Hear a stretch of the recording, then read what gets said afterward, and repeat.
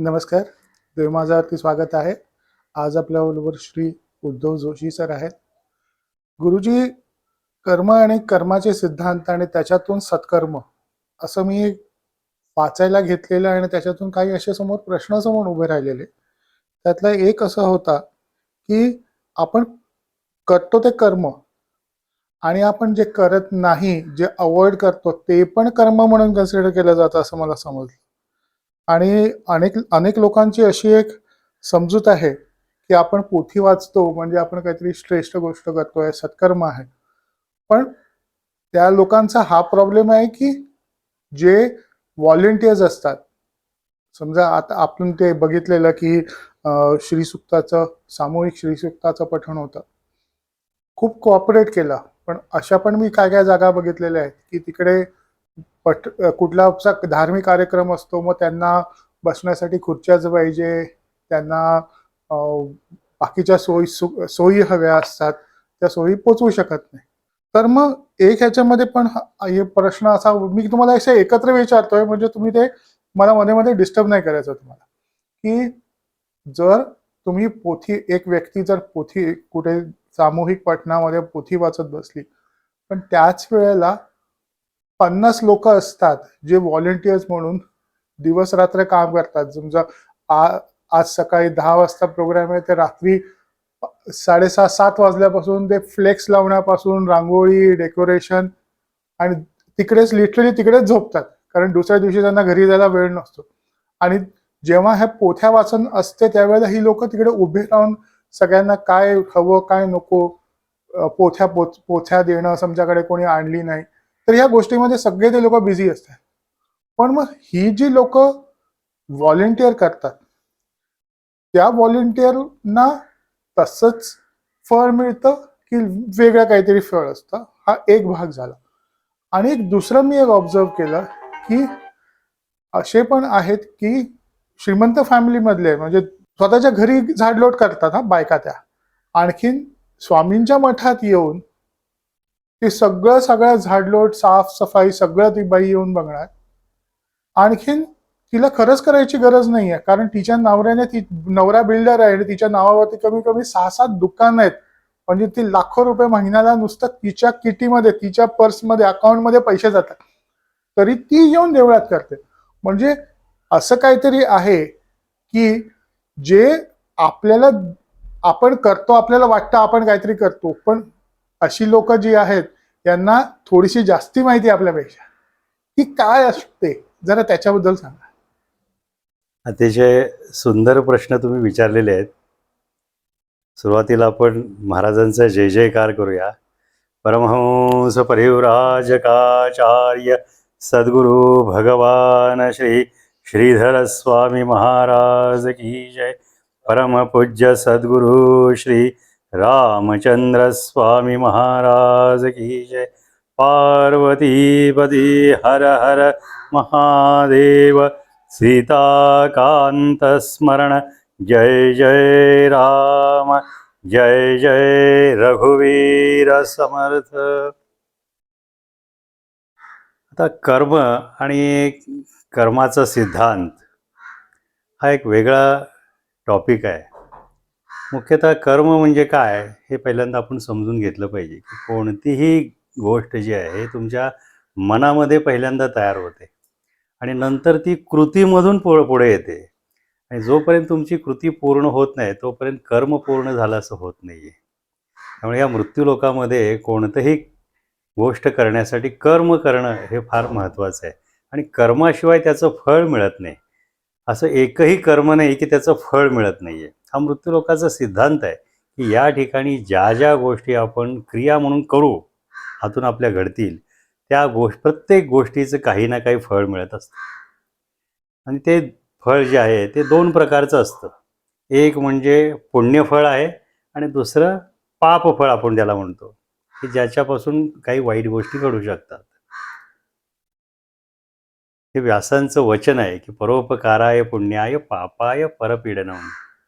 18 पुराणेषु व्यासस्य वचनद्वयम्.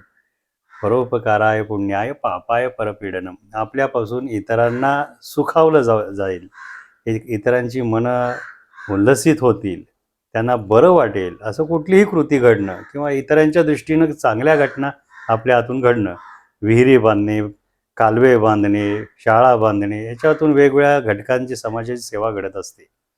समाजाचा उद्धार होत असतो, किंबहुना कमीत कमी एका व्यक्तीचा तरी उद्धार त्याच्यातून होत असतो. तर असं कुठलंही कर्म जे असेल ते कर्म जे आहे, जे फळ देतं त्याला पुण्यफळ म्हटलं जातं.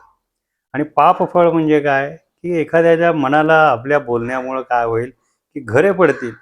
एखाद्या माणसाचं बोलणं अतिशय कटू असतं, त्याच्यामुळे माणसाला वाईट वाटतं, राग येतो. अशा कुठल्याही घटना आपण करतो किंवा एखादं कर्म आपण असं करतो, की ज्याच्यामुळे अनेक लोकांचं नुकसान होतं त्याच्यामध्ये. ही सगळी जी आहेत फळं, ती पापफळ म्हणून येतात.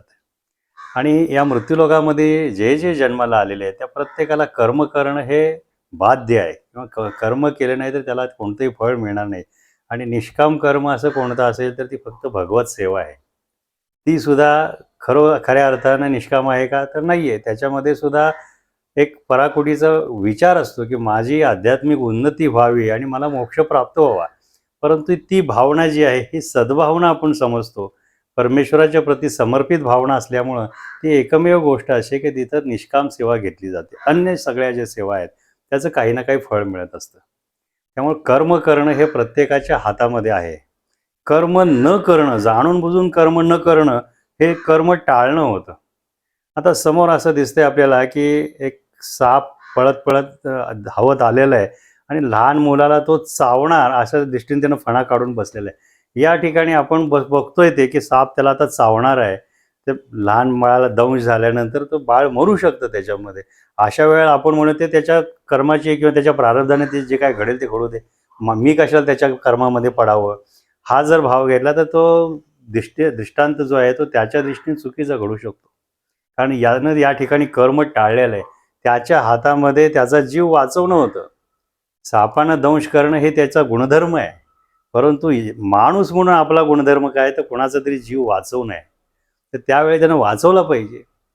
दुसरं उदाहरण सुद्धा असं आहे, की एखादा माणूस पाण्यामध्ये बुडतोय. आता बुडतोय माणूस, लोक म्हणतायत अतिशय महापापी माणूस आहे, त्यानं खूप पाप केले वगैरे, सगळं ठीक आहे. आपण पाण्यामध्ये, तो मदतीसाठी बोलवतोय. पण आपण जर असा विचार केला, अरे हा तर महापापी, याला वाचवलं तर आणखी किती पाप करेल माहिती नाहीये. मग जसं युधिष्ठिरानं शेवटी त्याचा प्राण जात नव्हता का, तर त्यानं कोळ्याला एक नाणं दान केलेलं होतं. आणि त्या दान केलेल्या नाण्यामधून त्यांनी काय केलं, ते जाळी तयार केली आणि अनेक माशांचे प्राण घेतले त्याच्यामुळं. त्यामुळे मोठं पाप झालेलं होतं ते. तसं मी जर त्या माणसाला वाचवलं आणि उद्या त्यानं जर आणखी भरपूर पापं केली, तर त्याची पापं माझ्याकडे येतील. मग आता काय करायचं अशा वेळेला? त्याला वाचवावं तर माणुसकीच्या दृष्टीने ठीक आहे बाबा, जीव वाचतोय तुम्ही त्याला वाचवू शकता, परंतु नंतर तो पाप करणार आहे हे तुम्हाला माहिती आहे. त्याच्यामुळे पापार्चन त्याचं मोठं झालं की ते तुमच्याकडे येणार आहे. असा जर तुमचा भाव असेल, तर तुम्हाला जर त्यावेळेला सारासार बुद्धी तुमची काम करत नसेल, तर मी त्यांना सांगेन एक, की तुम्ही त्याला बुडू द्यायचं नाही आणि वाचवायचं आहे. नुसता तरंगत ठेवू शकता ना पाण्यावरती त्याला. मग एवढं तरी कर्म करणं त्याच्या हातामध्ये आहे, परंतु त्यानं ते केलं नाही. तर तिथं त्याचा जीव गेला. हा जिवंत असताना सुद्धा त्या ठिकाणी त्यानं त्याचा जीव वाचवला नाहीये. त्यामुळं खऱ्या अर्थानं इथं त्यानं कर्म केलं नाहीये. आणि कर्म न करणं हे खऱ्या अर्थानं परत पुनर्जन्म घेण्यासारखं आहे ते. असं आहे. एका चुकी कारणी का पुन्हा जन्मास येणे, असं सांगितलेलं आहे. जीवनामध्ये कुठलीही चूक एखादी असेल तर त्या चूक निस्तारण्यासाठी पुन्हा जन्म घ्यावं लागतात. हे जन्म मृत्यूचे जे फेरे आहेत हे चुकत नाहीत. मोठमोठ्या योग्यांना सुद्धा हे चुकलेलं नाहीये. परत त्यांना जन्म घ्यावे लागलेले आहेत. ज्ञानेश्वर महाराजांचा दुसरा जन्म होता तो सावरकरांचा होता. ही राष्ट्रसेवा ही त्यांच्या हातून त्यावेळेला एक चूक घडलेली होती. ती चूक भरून काढण्यासाठी त्यांना पुनर्जन्म घेऊन सावरकर आले. इथं सावरकरांची जी कल्पकता होती, विचार करा, बुद्धिमत्ता होती, जी काव्य त्यांच्यामधून स्फुरलेली आहे, ती साधे बुद्धिमत्तेचं प्रतीक नाही आहे ते. जी अशी निस्सीम अशी देशभक्ती घडलेली आहे. हा खास जन्मच त्यासाठी झालेला आहे आणि म्हणून ते घडलेलं आहे. म्हणून कर्म हे कोणालाही चुकत नसते. जो कर्म टाळण्याचा प्रयत्न करत असतो ना, तो खऱ्या अर्थानं परत कर्मांना काय करत असतो, जीवनदान देत असतो. म्हणजे नवीन कर्म तयार करत असतो. आता याच्यामध्ये कर्म न करणं हे सुद्धा खूप चांगलं आहे. नवीन कर्म न उद्भवणं त्याच्यातून. हे कसं करू शकतो आपण? त्याच्यासाठी अत्यंत सोपा उपाय सांगितलेला आहे, तो म्हणजे भगवत भक्ती. तुम्ही स्वतःला भगवत भक्तीमध्ये काय करा, ठेवा. सतत अनुसंधान भगवंताचं ठेवा, सतत नामस्मरण करा. नामस्मरण करताना ते कर्म जे आहे ते सगळं परमेश्वरानं मला दिलेलं आहे, माझ्या सद्गुरूंनी दिलेलं मला कर्म आहे ते, आणि त्यासाठी म्हणून मी हे करतोय. हे माझं काम नाहीच आहे, करता तो आहे, मी फक्त काय करतोय त्याच्या आज्ञेप्रमाणे कार्य करतोय. त्यामुळे फळ जे आहे ते त्याच्याकडेच जाईल. तुम्हाला उपभोगण्याची गरज येणार नाही, तुमची मुक्ती होईल. त्यामुळे खऱ्या अर्थानं तुम्हाला मुक्त व्हायचं असेल आणि कर्म टाळायची नाही, त्याच्यामध्ये तुम्ही साधना जेवढी कराल, जेवढी जास्त साधना होईल तेवढा वेळ तुमचा त्या साधनेमध्ये जाईल, तेवढी तुमची पुढची जी काय कर्म तुमच्या हातून घडणार होती, जी तुम्ही न ठरवलेली. समजा आपण प्रारब्धानं आपण काय करणार असतो, परंतु तुम्ही साधनेला बसलेलात, साधनेला बसल्यानंतर तुम्ही साधनाच करत राहिलात समजा, तर पुढं त्या वेळामध्ये जे काय तुम्ही करणार होता आणि त्याच्यातून काही आणखीन फळं निर्माण होणार होती, ती फळं उपभोगण्यासाठी आणखी परत तुम्हाला काही गोष्टी कराव्या लागणार होत्या, त्या टळल्या असतात. आणि ह्यामुळं काय होतं की तुमचं पुढची कर्म जे आहे ती सगळी संपून जातात आणि खऱ्या अर्थाने तुम्हाला मोक्षप्राप्ती होते. त्यामुळं कर्म टाळणं हा उचित मार्ग नाही. भगवान श्रीकृष्णाने तेच सांगितले की तुझा जन्म पार्था कशासाठी झाला आहे, तुझा कर्म करण्यासाठी झालेला आहे. तू फक्त कर्म कर, करता मी आहे, मी सगळं करून घेतोय ते. तुझ्या इच्छेनं काहीही घडत नाही, हे माझ्या इच्छेनं घडतंय सगळं. त्यामुळे तुझं इथं कर्म कुठलं आहे, तर तू युद्ध कर, हे एवढंच तुझं कर्म आहे आणि ते तू करावंच. फळ तुझ्याकडे येणार नाही, कारण ते माझं हे कार्य आहे, माझं कार्य तू करतोयस. त्यामुळे करता मी आहे, त्याची फळांची जी काय गाठोडी आहेत ती माझ्याकडे येतील आणि त्यामुळं काय होईल की हे त्याचा तुला बाधिकार कुठलाही लाभणार नाही. मग तुझ्या आपतेष्टांचा तू जरी वध केलास किंवा तुझ्या वैऱ्यांचा जरी वध केलास तरी सुद्धा त्याचं पाप आणि पुण्य हे तुला बाधणार नाहीये. त्यामुळे कर्म करणं हे प्रत्येक जीवाच्या अधीन असणारी घटना आहे आणि ती त्यानं केलीच पाहिजे. फक्त प्रत्येक कर्म करताना ईश्वराचं अधिष्ठान ठेवून जर केलं तर त्या कर्माची फळं जी आहेत ते तुम्हाला परत उपभोगण्यासाठी उपयोगी येणार नाहीत. ती फळं जी असतील ते त्या ईश्वराकडे किंवा सद्गुरूंच्याकडे जातील आणि तुम्हाला खऱ्या अर्थानं मोक्ष प्राप्त होईल. आता तुमचा दुसरा जो प्रश्न होता की स्वामींच्या मंदिरामध्ये एक बाई आलेल्या होत्या आणि त्या घरची सगळी कामं करून येऊन स्वामींच्या मंदिरामध्ये सुद्धा साफसफाई वगैरे सगळे करायच्या. करोडोपती आहे, त्यांच्या बँकेमध्ये लाखो रुपये आहेत, हे सगळं आहे. मग त्या अशा करतात. याच्यातून त्यांना काय प्राप्त होतं? तर भगवत सेवा जी आहे ही सगळ्यात मोठी आहे. सेवेचं महात्म्य अतिशय मोठं आहे. आणि सेवेमुळं काय होतं, तर तुम्हाला खऱ्या अर्थानं स्वामित्व प्राप्त होतं, म्हणजे पद प्राप्त होतं. भगवंताला अतिशय प्रिय काय असू शकतं, तर सेवा प्रिय आहे. आणि ही जीवमात्राची सेवा करणं हे खऱ्या अर्थानं प्रत्येक जीवाचं कर्तव्य आहे. हा जर भाव असेल, कारण प्रत्येकामध्ये ईश्वर आहे हा भाव असणं गरजेचं आहे. आणि प्रत्येक माणसाची सेवा करणं किंवा स्वामींच्या मंदिरात जाऊन तिथं जरी सेवा केली तरी सुद्धा त्या सेवेचा उपभोग घेणारे अनेक भक्त तिथं त्या ठिकाणी येत असतात. ती जागा जर अशुद्ध असेल, अस्वच्छ असेल, तर त्या ठिकाणी येणाऱ्या भक्ताला समाधान मिळणार नाही. आणि ते मिळण्यासाठी म्हणून तिथली जागा जर सारवण करून रांगोळ्या काढून सुशोभित केले तर स्वामींचा मठ सुद्धा सुंदर होईल आणि येणाऱ्या जाणाऱ्या भक्तांची मनं जी आहेत ते संतोषली जातील, त्यांना बरं वाटेल, तिथं यावं असं वाटेल. आणि त्यामुळे अनेक लोक परमार्थाला जोडली जातील. आणि जी लोक परमार्थाला जोडली जातील तिथं तितका पुण्यार्थ जे करणारे असतील त्यातला काही अंश जो आहे तो ॲटोमॅटिकली त्या बाईंना मिळेल तिथे. आणि खऱ्या अर्थानं त्यांची जी सेवा आहे ही उच्च कोटीची सेवा अशी त्या ठिकाणी गणली जाते. म्हणून अशा ठिकाणी जिथं स्वामींचं वास्तव्य आहे, म्हणजे गुरूंचं वास्तव्य आहे, देवस्थान आहेत, अशा ठिकाणी हे सेवा कराव्यात. तुम्ही पाहिलं असेल तर बऱ्याच ठिकाणी मी उदाहरणं देतो की गुरुद्वारा पण आहेत. गुरुद्वारा दिल्लीला किंवा या ठिकाणी आहेत. त्या ठिकाणी बरेचसे भक्त त्यांची जात असतात.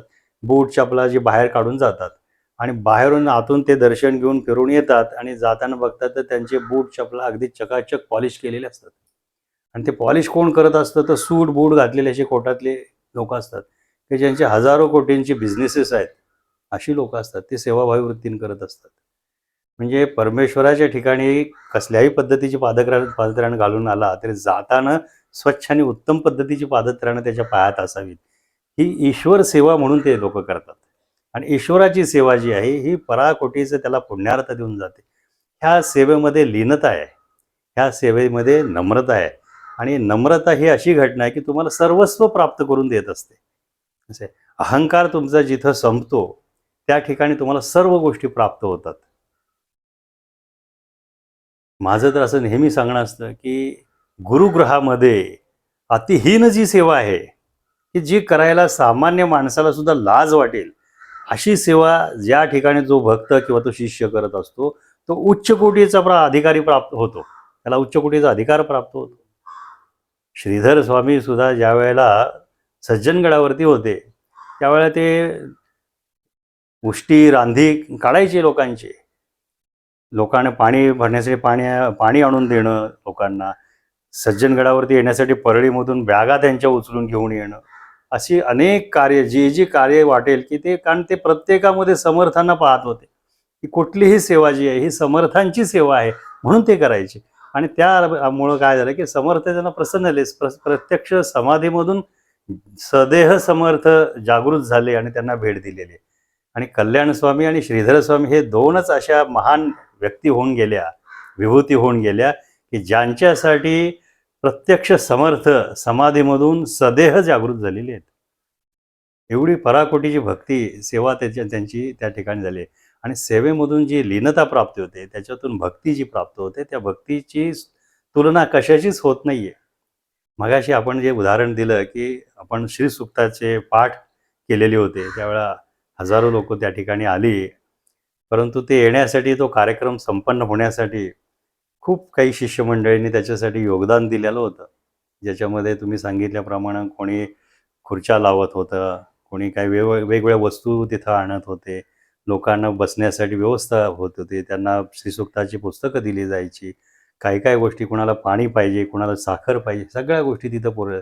परंतु त्यातल्या काही लोकांना तिथं बसायला किंवा पठण करायला त्यांना वेळ मिळाला नाही, याच्यामुळं हेही सत्य आहे. परंतु सेवा ही अशी आहे की सेवा आणि भक्ती हे काही वेगळी नाही आहे. तुम्ही पठण करा किंवा तुम्ही सेवा करा, दोन्ही गोष्टीचा अर्थ एकच आहे. तुम्ही परमेश्वराची प्राप्ती करून घेण्यासाठी हे वेगवेगळे उपाधी आहेत, वेगवेगळे मार्ग आहेत ते. आणि हे मार्ग काय करत असतं, हे सगळे मार्ग त्याला तिथं पोहोचवत असतात. आता विचार करा की समाजामध्ये वेगवेगळ्या प्रकारची लोक आहेत.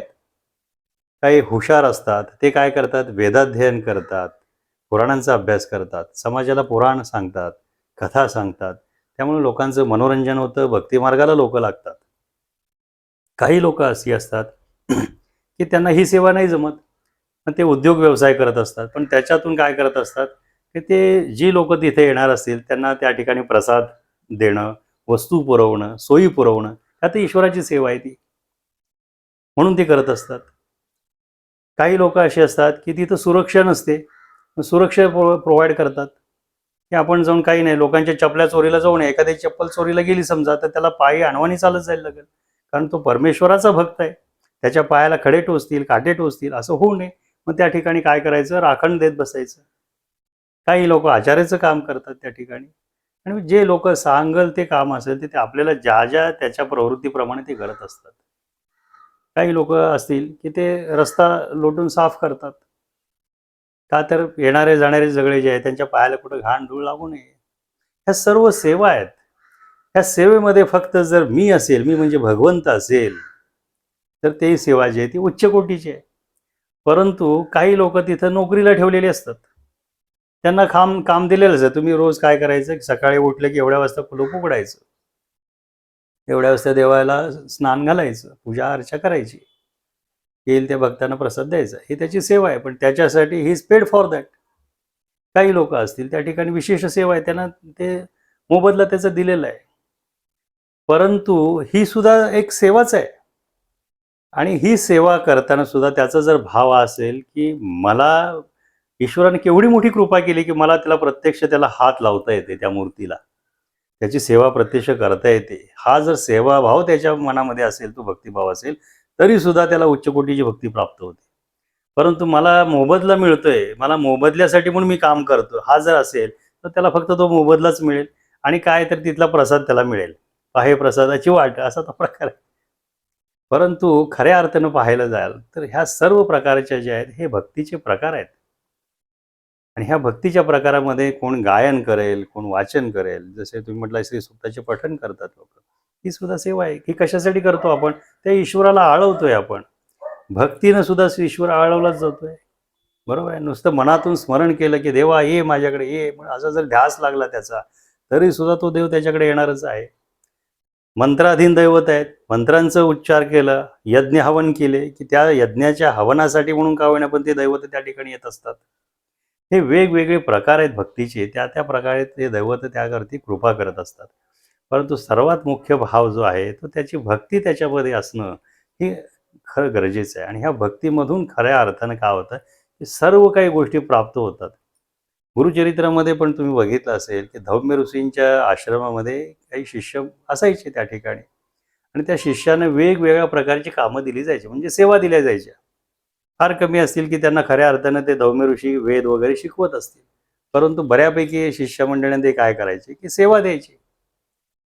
वैद म्हणून होता, अरुणी म्हणून होता, असे वेगवेगळ्या नावाचे शिष्य त्या ठिकाणी येऊन गेले.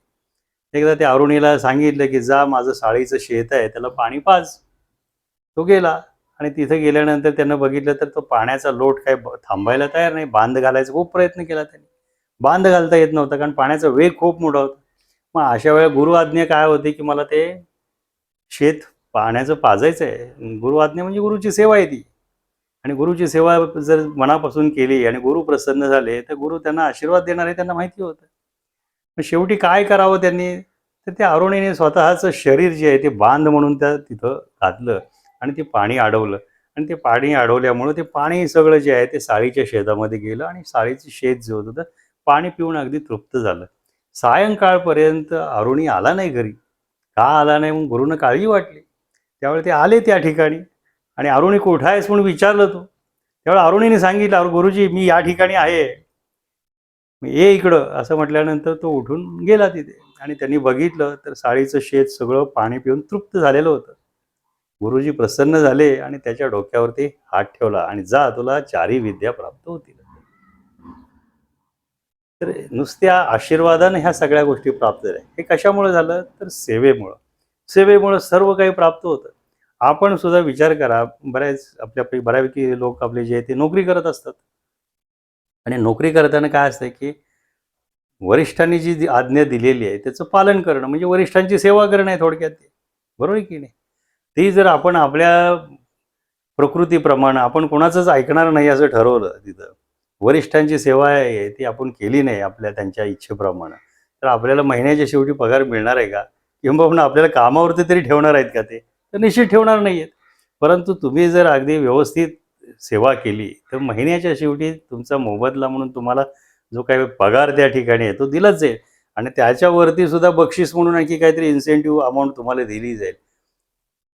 कालांतराने तुम्हाला बढती मिळते त्याच्यामध्ये. का तर सेवा जशी घडते तसं-तसं काय होतं तुमचं एक-एक स्तर वरती जात जातं. अध्यात्मामध्ये सुद्धा असंच आहे. जसजशी तुम्ही सेवा कराल, जेवढी तुमची सेवा होईल तसं-तसं तुम्हाला अधिकाराची पदं प्राप्त होतात. अध्यात्मामध्ये जी उंची प्राप्त होते ती तुमची अंशात्मक बदल तुमच्यामध्ये घडत असतो. तुमची उन्नती होत असते ती डिग्रीमध्ये होत नाही कधी. अंशात्मक होत असते. कळलं का? आणि ही अंशात्मक उन्नती जी तुमची होत असते याच्यातून तुम्हाला आध्यात्मिक अधिकार प्राप्त होतात. ईश्वराला सुद्धा बोलावून घेण्याचा अधिकार असतो माणसाला. सगळ्यांचंच आव्हान ईश्वर ऐकतो का? नाहीये. परंतु मनापासून जर आपण कळवळून त्याला आवाहन केलं तर त्याला यावंच लागतं त्यासाठी. आणि तुमच्यासाठी का होईना, त्या आवाहनासाठी का होईना, पण त्याला ते कार्य करावं लागतं. म्हणून कोणत्याही गोष्टीमध्ये जर भाव त्याचा असेल, त्याची भक्ती जर असेल, तर ती सेवा जी आहे, ती तुमचे ग्रंथवाचन किंवा मंत्रपठण यानं जे प्राप्त होणार आहे, किंबहुना त्याच्यापेक्षाही जास्त या व्यक्तीला प्राप्त होऊ शकतं. कारण काय, की याचा मोबदला घेणारे जे आहेत, याचा मुलाहिजा घेणारे जे लोकं असतात, ते भरपूर असतात. अनेक भक्तांना याचा लाभ होतो. म्हणून लोकं काय करतात, वेगवेगळ्या ठिकाणी विहिरी बांधतात, बंधारे बांधतात, पाणपोळ्या बांधतात. कारण काय, की त्याच्यामधून अनेक लोकांना पाणी प्यायला मिळेल आणि सगळ्यांचे आत्मे तृप्त होतील, थंड होतील आणि त्यांना आशीर्वाद प्राप्त होतील. आणि ही सेवाभाव जो आहे, हा हिंदू धर्मामध्ये पूर्वंपार आलेला आहे, सनातन पद्धतीनं आलेला आहे या ठिकाणी. आणि हाच खरा भाव जो आहे, हा भक्तिभाव हा प्रत्येकाच्या मनामध्ये असला पाहिजे. तुकाराम महाराजांनी काय फक्त लोकांना काय ओव्या किंवा भजनच शिकवलेली नाही आहेत. तुकाराम महाराज सुद्धा सगळ्यांची सेवा करायचे. त्यांच्या घरी सुद्धा अन्नदान नेहमी व्हायचं तिथं. झालं का? वेगवेगळ्या अगदी शेंबडी पोरं पण असायची, त्यांना सुद्धा ते उचलून घ्यायचे, शेंबूड काढायचे, त्यांना अंघोळ घालायचे जाऊन.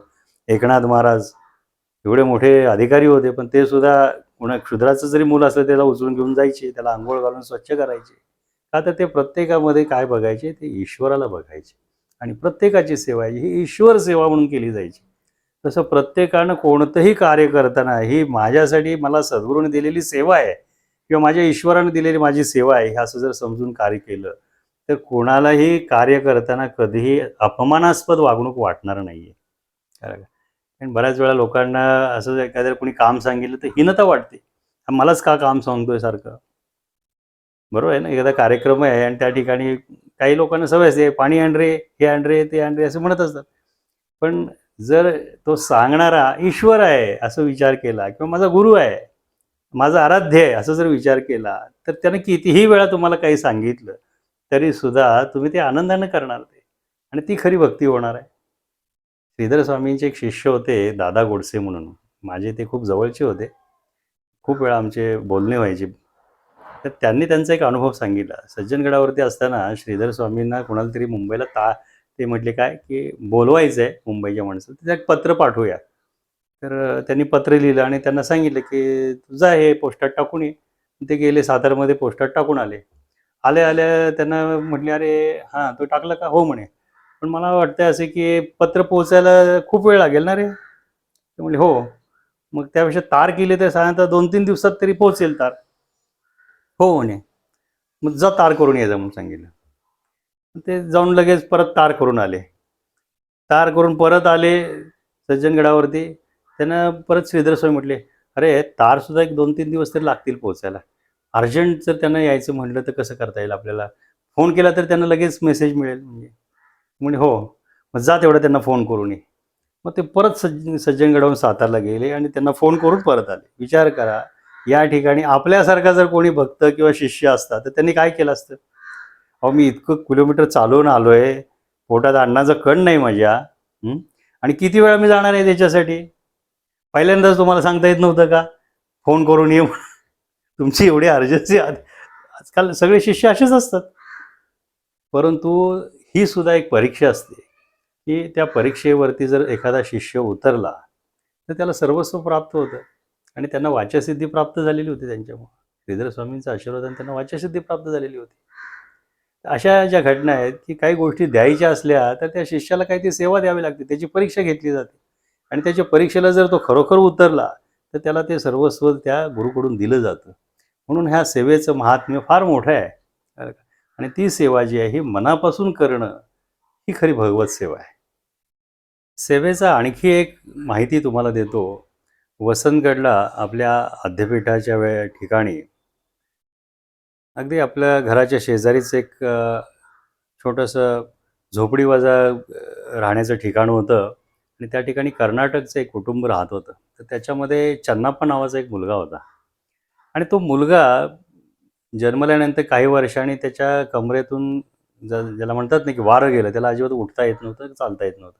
तो आपला सरकत-सरकत चालायचा आणि हे कुटुंब अतिशय गरीब होतं. तर महाराजांनी त्या मुलाला सांगितलं, "तू काय करत जा, की इथं रोज झाडून काढायचं सगळं. आवार जे आहे ते आपलं जे आता समाधी मंदिर ते आहे, ते स्वयंपाकघर आणि बाहेरचं वरांडा असं रोजच्या रोज तू झाडून काढायचं." अशी त्याला सेवा दिलेली होती त्यांनी. आणि बाकी तू काही करायचं नाही असं सांगितलं. मग सेवा ही दिल्यानंतर तो न चुकता ही सगळी सेवा करायचा. त्याचं सगळं कुटुंब तिथंच असायचं आपल्या तिथे. पण हा मुलगा रोज सकाळी आणि संध्याकाळी झाडून काढणे एवढं ते काम करायचा. सरकत-सरकत झाडायचा. आणि नंतर त्याची भक्ती व्हायला लागली याच्यातून. मग महाराजांनी त्याला दीक्षाही दिली आणि त्याच्या शरीरामध्ये हळूहळू त्राण यायला लागलं आणि नंतर तो हळूहळू त्याच्या पायावरती उभा राहिला. उभा राहिला, चालायला लागला. नंतर अगदी व्यवस्थित त्याची दिनचर्या सुरू झाली. तो मुलगा नंतर पेंटिंगचे कॉन्ट्रॅक्ट घ्यायला लागला. आता तो गोव्यामध्ये कॉन्ट्रॅक्टर म्हणून आहे. त्याचं लग्न झालं, त्याला पुढं मुलं झालेली आहेत. तर सेवेचं जर फळ काय असेल असं तुम्ही बघाल, तर माणूस व्याधीमुक्तसुद्धा होऊ शकतो याच्यातून, असं आहे. जी सेवा दिलेली आहे, ती सेवा करणं हे अतिशय महत्त्वाचं आहे. मध्यंतरी मी पाली या ठिकाणी गेलो होतो, खंडोबाची पाली. तिथे एक जण मला भेटला होता आणि त्याच्या अशा हातामधून असं थरथर कापायचे हात असे. तर ते बघितल्यानंतर मी त्याला सांगितलं, "तुला एक गोष्ट सांगितली तर तू करशील का?" म्हणला, "करतो मी." म्हटलं हे जे खंडोबाचे सगळे भक्त येतात त्याचा भंडारा वगैरे जो पडलेला असतो ना, तू काय करत जा, रोज ते झाडून काढत जा, गोळा करायचा तो. त्यातले थोडेसे रोज जे काय भंडाऱ्याची पावडर आहे ती घ्यायची आणि त्याच्यामध्ये तेल मिसळतो आणि ते तेल आणि भंडाऱ्याने ते काय कर, तुझ्या हाताला मॉलिश करतो. तर असं तू करत जाशील तर तुझा हात जो आहे हा थरथरणं थांबेल. आणि काही दिवस तो करत होता त्या पद्धतीने आणि आता त्याचा हात ते थरथरणं थांबलेलं आहे. म्हणजे म्हणजे ईश्वरी कृपा सुद्धा त्याच्यावरती होत असते, जो सेवा करत असतो. सेवेचं महात्म्य फार मोठं आहे आणि ही सेवा ही ज्याला जी ज्या पद्धतीनं दिली जाईल, ती त्या पद्धतीने त्यानं करावी. कारण सांगणाऱ्याचा हेतू खूप वेगळा असतो. सांगणाऱ्याचा हेतू हे तुमचं कल्याण करणं हा असतो. तिथली सेवा करायला आणखी 4 लोकं कुठली येऊ शकतात. परंतु तुमचं कल्याण करण्यासाठी दुसरं कोणी भेटू शकत नाहीये. तर तुम्हाला जी सेवा दिलेली आहे, ही तुम्ही केलीत, तर निश्चित अर्थानं तुमच्या ज्या व्याधी आहेत, त्या नष्ट होऊ शकतात. काही लोकांना सांगितलं जातं, की "तू ही गोष्ट अर्पण कर, या ठिकाणी अश्व अर्पण कर." आता तो अश्व छोटा असेल, परंतु तो अर्पण केल्यामुळे याचा जीवनाचा अश्व जो आहे, हा भरधाव वेगानं पळणार असतो, हे त्या गुरुला माहिती असतं. म्हणून ती सेवा त्याला दिलेली असते, तो संकल्प दिलेला असतो. त्यानं ते वाहिल्यानंतर बरोबर सुरू होतं त्याचं जीवनचर्या. अशा विविध प्रकारच्या सेवा आहेत. काही लोकांना सांगितलं जातं, तुम्ही अन्नदान करा. अन्नदाना म्हणून काय, अन्नदानाच्या दानात परमपुण्यम असं सांगितलेलं आहे. दानापेक्षा कुठलंही परमपुण्य नाहीये. तर त्यामुळं दान आपल्या हातून घडणं फार महत्त्वाचं आहे आणि दानात श्रेष्ठ दान कोणतं असेल तर अन्नदान आहे. कारण माणूस कुठेही भुकेलेला असेल किंवा कोणत्याही अवस्थेमध्ये असेल, त्याला अन्न हे जे आहे, हे शरीर चालवण्यासाठी अतिशय महत्त्वाचं आहे. आणि अन्न हे परब्रह्म आहे असं आपण म्हटलं जातं. म्हणजे परब्रह्म त्याच्या मुखामधून आतमध्ये जात असतं आणि ते परब्रह्म सेवन करत असतं. हा दोन्ही भाव आहे याच्यामध्ये. त्यामुळे ह्या देवालयांच्या ठिकाणी असेल किंवा ज्या ठिकाणी अन्नदान घडतात, आपल्या इथं सुद्धा वसंतगडला सद्गुरू निवासला अन्नदान घडत असतं. आपण सुद्धा भिक्षा मागत असतो. हे भिक्षामध्ये सुद्धा आपण काय करतो, की धान्य घेत असतो किंवा त्या ठिकाणी सुद्धा येऊन भिक्षा दिली, त्यांनी धान्य स्वरूपात भिक्षा जरूर नाही की तुम्ही तयार असलेले पदार्थ नेऊन तिथं पंक्तीमध्ये वाढा. त्यांना त्या ठिकाणी भक्तांना ज्या गोष्टी आवश्यक असतील, समजा गहू, तांदूळ, ज्वारी असेल, तेल असतील, आणखी काही पदार्थ असतील. ज्या गोष्टी त्यांना त्या ठिकाणी लागत असतील, त्या जर दिल्या, तर त्याच्यातून तिथं अनेक लोकांना अन्नदान घडू शकतं. आणि हे अन्नदानाचं पुण्य फार मोठं आहे. याच्यामधून सगळ्यात महत्त्वाची गोष्ट काय होत असेल, तर तुमचा चरितार्थ जो आहे, हा पूर्णपणे चालवण्याची जी भूमिका आहे, ते अभिवचन हे ईशतत्वानं घेतलेलं असतं. म्हणजे भविष्यामध्ये जो दान करतो, अन्नदान करतो, त्याला स्वतःसाठी दान मागण्याची, अन्नदान मागण्याची गरज भासत नाही. असं आहे. आणि आपल्या महाराजांची जी भिक्षा आहे, दत्त जयंतीला वसंतगडची आपली जी भिक्षा असते, महाराजांचं वाक्य आहे, "जो माझी भिक्षा मागेल, त्याला इतरांसाठी स्वतःसाठी भिक्षा मागण्याची गरज भासणार नाहीये." आणि ही भिक्षा जी आहे, हे दोन्हीचा उद्धार करत असते. जो भिक्षा वाढतो आणि भिक्षा स्वीकारतो, या दोन्हीचा उद्धार या भिक्षेमधून होत असतो. त्यामुळे भिक्षा ही म्हणजे याला पुण्यार्थ आहे याच्यासाठी. आणि ही भिक्षा जी आहे, ही अशा ठिकाणी घडावी लोकांच्या हातून, की जिथून खऱ्या अर्थानं तुमचं लोकांना, समाजामध्ये वेगवेगळ्या घटकातील लोकं त्या ठिकाणी येत असतात. सगळ्यांना याचा प्रसाद म्हणून लाभ व्हावा आणि त्यांचंही जीवन जे आहे, हे परमार्थमय व्हावं. त्यांना परमार्थाची गोडी लागावी. प्रसाद हे कशासाठी वाटला जातो? तर त्या अध्यात्माची गोडी लागण्यासाठी म्हणून प्रसाद वाटला जातो. त्या ईशतत्वाबद्दल त्याची कृपा तुमच्यावरती आहे, हे त्याचं प्रतीक आहे प्रसाद मिळणं म्हणजे. काही लोकांच्या वेळेस ग्रंथ वाचल्यानंतर गाणगापूरचा प्रसाद येतो, औदुंबरचा प्रसाद येतो, कुठं वरदहळ्ळीचा प्रसाद येतो. हे हे कशाचं प्रतीक आहे? तर तुमच्यावरती कृपा आहे, हे दाखवण्याचं हे आहे, ईश्वरी साधन आहे ते. आणि हा प्रसाद प्रत्येकाच्या मुखात जावा असं आहे. मग तो अगदी किडा मुंगी का असेना, या पृथ्वीवरती कुठलीही गोष्ट कधी वाया जात नसते. प्रत्येक गोष्ट जी आहे, आपण म्हणतो की अन्न वाया घालवू नये, पण अन्न कधी वाया जातच नसतं. आपल्याला वाटतं की अन्न वाया जातं. मुलांना सुद्धा घरी बऱ्याच वेळा लोकं रागवतात. ताटात घेतलेलं सगळं खाल्लं पाहिजे. खाल्लं पाहिजे हा सांगणं योग्य आहे, पण आग्रह तो असणं चुकीचं आहे. एखादं वाढलं आणि मुलाला आवडलं नाही ते, विचार करा. तर तो मुलगा मारून मुटकून जर त्यानं खायचं म्हटलं, त्याला वांती होणार आहे ते. त्याला शरीराला पचणार नाही आहे ते. आणि शरीराला पचलं नाही की त्याला जेवणाबद्दल आसक्ती राहणार नाही आहे. त्यामुळे लहान मुलांना तर कधीही जबरदस्ती करू नये, की तू हे खाल्लंच पाहिजे, एवढं खाल्लंच पाहिजे, ताटात काही टाकायचं नाही. असं मुळीच करू नये. काही वेळेला लहान मुलांना कुठल्या कार्यक्रमामध्ये जेवायला बोलवतात. बटू म्हणून बोलवतात. अशा वेळेला त्यांच्यावरती जबरदस्ती कधीही करू नये. त्यांना जे आवडेल, जेवढं आवडेल तेवढंच त्यांनी खावं. कळलं का? कारण हे अन्न जे आहे हे कधीही वाया जात नसतं. आपल्याला वाटतं हे अन्न वाया जातं म्हणजे त्याचा कुणाला उपयोग होत नाही. परंतु तुम्ही जर विचार कराल, तर हे अन्न कुठं जातं नंतर? अगदी तुम्ही म्हणाल, की हे पाण्यामध्ये सोडलं जाईल. पाण्यामध्ये सोडलं तरी ते माशांना प्राप्त होतं ते. जमिनीमध्ये टाकलं तर किडामुंगींना, ह्या वनस्पती ज्या उगवत आहेत त्यांना त्याचं प्राप्त होतं, खत म्हणून होतं. म्हणजे तुम्ही तुमचं जे वेस्ट आहे ते इतरांचं भोजन असतं ते. त्यामुळे या पृथ्वीवरती किंवा कोणत्याही ग्रहावरती जर तुम्ही म्हणाल तर वाया असं काही जात नाही.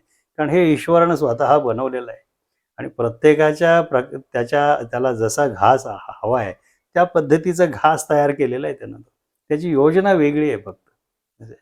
त्यामुळे कोणतीही गोष्ट वाया ही जातच नसते. तशी भक्तीसुद्धा कधीही वाया जात नाही. आणि स्वयंपाकसुद्धा मी नेहमी सांगत असतो, की स्वयंपाक करताना अन्नपूर्णा स्तोत्र म्हणून करत जा घरामध्ये. म्हणजे तयार होणारा हा नैवेद्य असेल.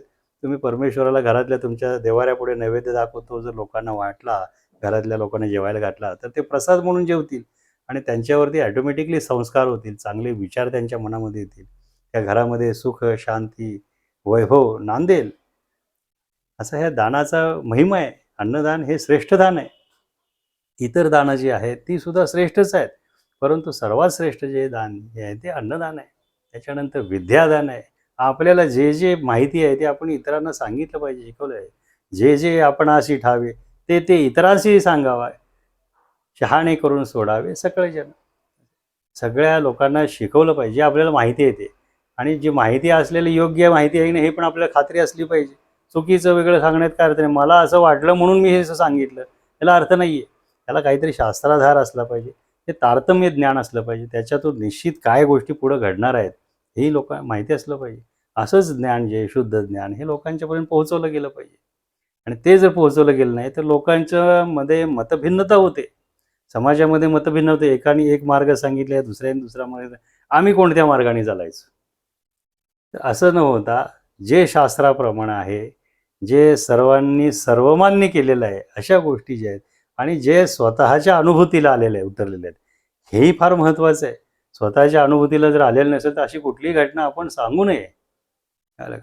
कारण असं जर सांगितलं, तर समाजामध्ये भ्रम निर्माण होतो आणि भ्रम निर्माण झाल्यानंतर लोकं कर्म करायचं सोडून देतात नंतर. आता बरीचशी तरुण पिढी, जुनी पिढीसुद्धा बघतो, की आमचा ह्या कर्मांवरती विश्वास नाही म्हणतात. श्राद्ध करणे किंवा देवाचं करणे. आमच्या घरामध्ये आम्ही देवपूजा करत नाही. आम्ही काही श्राद्ध वगैरे करत नाही. परंतु आता जे भोगायला लागतं हे कशामुळे भोगायला लागतंय मग? ते समजत नाहीये. डॉक्टरांना लाखो रुपये घालवले जातात, तरीसुद्धा बरे होत नाहीयेत. त्यांना सांगितलं तुमच्याकडून या गोष्टी राहिलेल्या आहेत त्या करत जा तुम्ही. तुमचा खऱ्या अर्थानं मार्ग सगळा सुखकर होईल. आणि हे आता अलीकडच्या काळात लोकांना समजायला लागले, की आपण पूर्वजांनी किंवा आपण ज्या काही चुका केल्या, या पुढच्या जनरेशनला भोगायला लागतायत. आणि हे घडू नये म्हणून कुळाचार जे आहेत, ते नित्यनेमाने चालवले पाहिजेत. कुळाचार हा थोर सांडू नये त्याचा. तो कुळाचार थोर आहे आणि तो कधीही सांडू नये, सोडून देऊ नये असं सांगितलेलं आहे. नाहीतर समर्थ रामदास स्वामीसुद्धा सगळं सर्वस्व सोडून गेलेलेच होते ना. परंतु तरीसुद्धा ते हनुमंताची मूर्ती त्यांच्याबरोबर नेहमी असायची.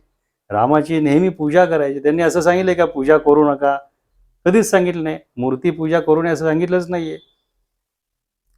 आणि ज्यावेळी हा निर्गुणवाद ज्यावेळी येतो, त्यावेळेला सगुणातूनच निर्गुणाकडे जाण्याची वाट असते.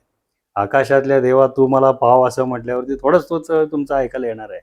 परंतु खऱ्या अर्थानं तो कसा आहे, तो कसा मिळवला पाहिजे, याच्याबद्दल माहिती देणारा किंवा याचं शिक्षण देणारा गुरु आपल्याला प्राप्त झाला पाहिजे. साधना आपण कशी करावी ही गुरुकडून शिकावी. स्वतःच्या बुद्धीनं साधन करत गेलं, तर त्या साधनानं तुम्हाला समाधान मिळतं. पण खऱ्या अर्थानं जे प्राप्त व्हायला पाहिजे ते प्राप्त होत नाही आणि ते गुरुशिवाय प्राप्त होत नाही. त्यामुळं गुरूनं दिलेली जी साधना आहे, मंत्रजप असेल किंवा कोणतीही साधना असेल, ती साधना दृढ संकल्पानं, दृढ निश्चयानं जर चालू ठेवली, तर त्याच्यातून निश्चित असं परमात्म तत्व जे आहे, हे प्राप्त होत असतं. आणि म्हणून साधनेला सुद्धा तितकंच महत्त्व आहे आणि साधन करताना सुद्धा आपले विचार चांगले राहावेत. त्यासाठी आहार जो आहे, तो भक्षण जे आहे ते सुयोग्य असलं पाहिजे. त्याच्यामध्ये कुठलेही रस निर्माण होता कामा नये. जे संन्यासी असतात ते भिक्षा मागतात, पण भिक्षा मागितलेलं जे अन्न आहे ते सुद्धा काय आहे, त्याच्यामध्ये वेगवेगळे रस ओतलेले असतात. जे तयार करणारे असतात, पाक करणारे तयार. तर यांच्या भावना त्यात उतरलेल्या असतात. ते संन्याशाला सर्व संग परित्यज्यम असा तो असतो. मग हे रस जर त्याच्यामध्ये उतरले तर त्याच्या मनामध्ये ते उतरतील आणि साधना त्याची भरकटली जाईल.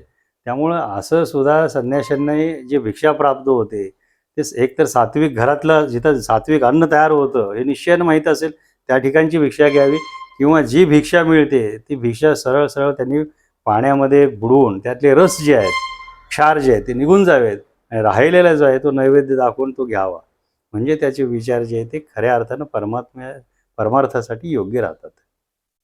मी तर परमपूज्य मकरंद महाराज परभणीचे, त्यांनी त्यांच्या गुरूंचं एक एक्झाम्पल सांगितलेलं एका प्रवचनामध्ये, की ते काय करायचे, ते गाईला, गोवंशाला ज्वारी खायला द्यायचे आणि नंतर ती जी विष्ठा असायची त्याच्यातून ते दाणे निवडायचे, वेचायचे, धुवून सुकवून त्याच्यामध्ये गोमूत्र घालून त्याची भाकरी बनवून खायचे. ते म्हणजे ते ऑलरेडी प्रोसेस्ड एका प्राण्याने खाल्लेली झाल्यानंतर जे उरलं ते आपल्यासाठी. ते खूप विलक्षण गोष्ट होती जे त्यांनी सांगितलेली ती. याच्यामध्ये भाव असा आहे की श्रीधर स्वामींच्या बाबतीत एक असंच घडलेलं होतं. त्यांना पेढे खूप आवडायचे आणि पेढे आवडायचे, मग इतके पेढे आवडायचे की पेढे कोणी दिले ते भरपूर खायचे पेढे.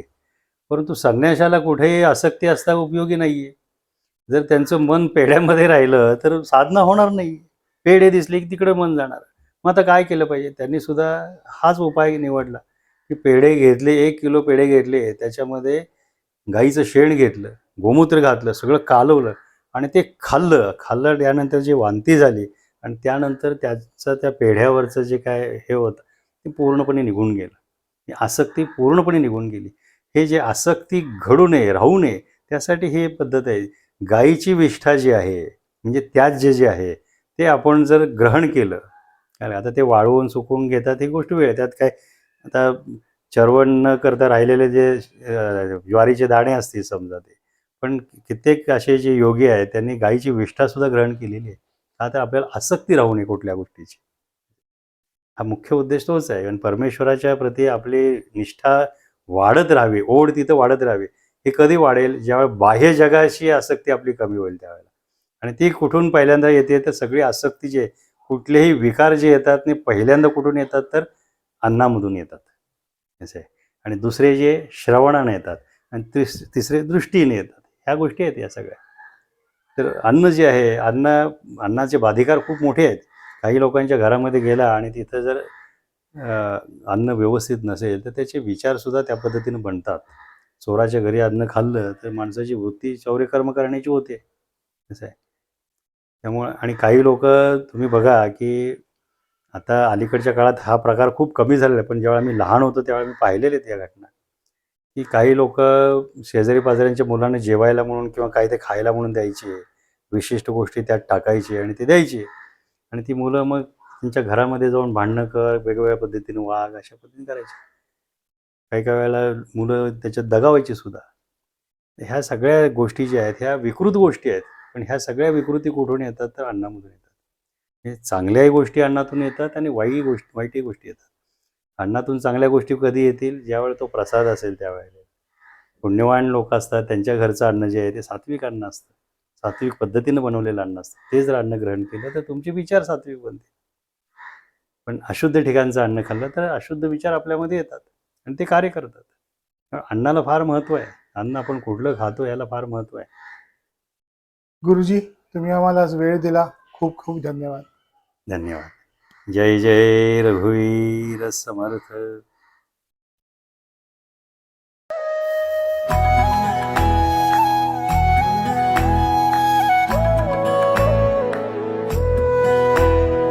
अध्यात्मावर अशीच माहिती मिळवण्यासाठी देव माझा चॅनलला सबस्क्राईब करा.